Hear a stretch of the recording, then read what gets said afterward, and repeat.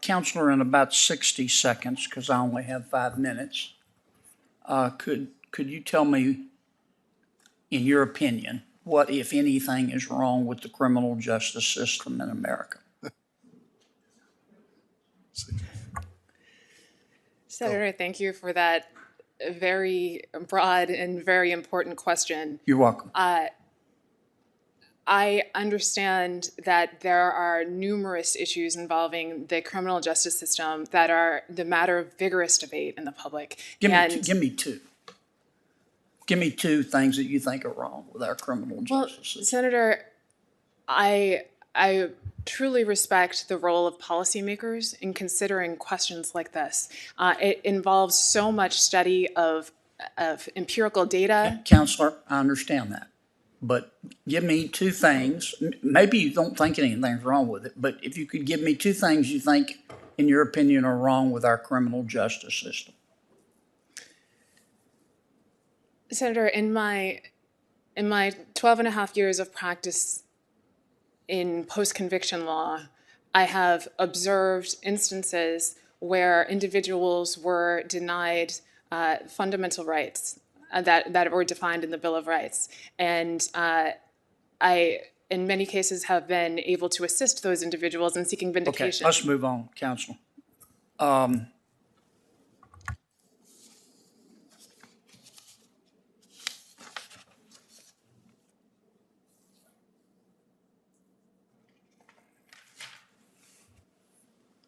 Do you think it's appropriate for a prosecutor to decide not to prosecute certain classes or lines of criminal law violations in the name of social justice? Senator, I have not had the opportunity to review the legality of challenges to an executive's. I'm not asking your opinion about the legality. Some of our DAs, you've read about them, I'm sure, in Philadelphia, Los Angeles, for example, other places, have said we are going to ignore criminal statutes passed by the legislature and not prosecute certain lines of cases in the interest of social justice. And I'm asking your opinion about that. Senator, I do not actually have an opinion about that per se. I do recognize that constituents. Counselor, you're an intelligent person. You spent your life in criminal, involved in criminal law. You don't have an opinion? Have you thought about it? Senator, I'm not sure which specific instances of categories of crime that are not being prosecuted you're referring to. Sure. How about shoplifting? How about receiving stolen property? How about resisting arrest? How about making criminal threats? Do you think those are all statutes, criminal violations? Do you think it's a very simple question, Counselor. Do you think prosecutors should decide in the name of social justice not to ignore these criminal violations? Have you thought about it?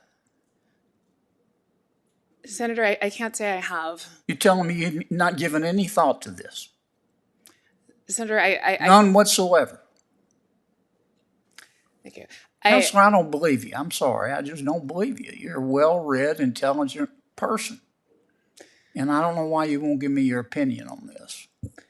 Senator, I've focused on specific criminal cases as an advocate, as an appointed counsel. I know that, but I'm asking your opinion. I'm going to ask it one more time. Do you think prosecutors should ignore criminal violations as per statutes passed by a legislative body in the name of social justice as a matter of class of cases?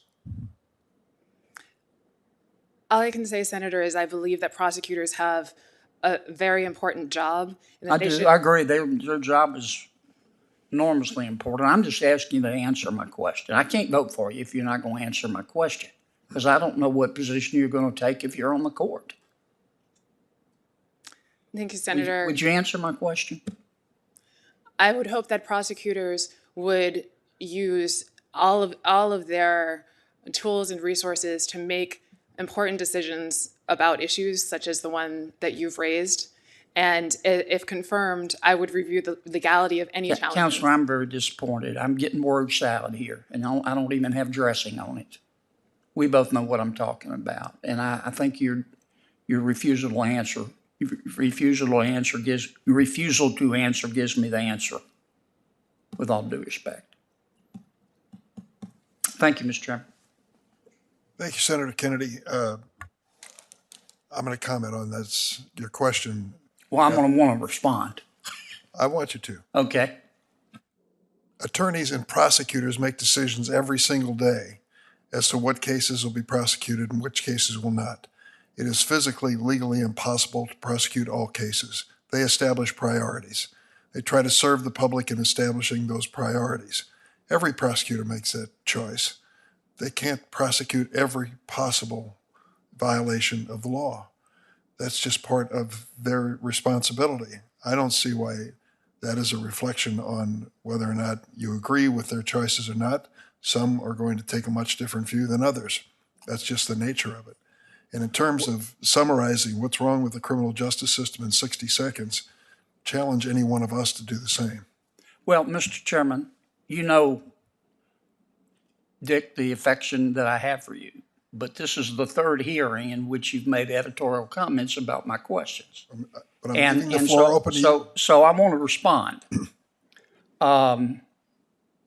Number one, this very bright person has spent her life in the criminal justice system.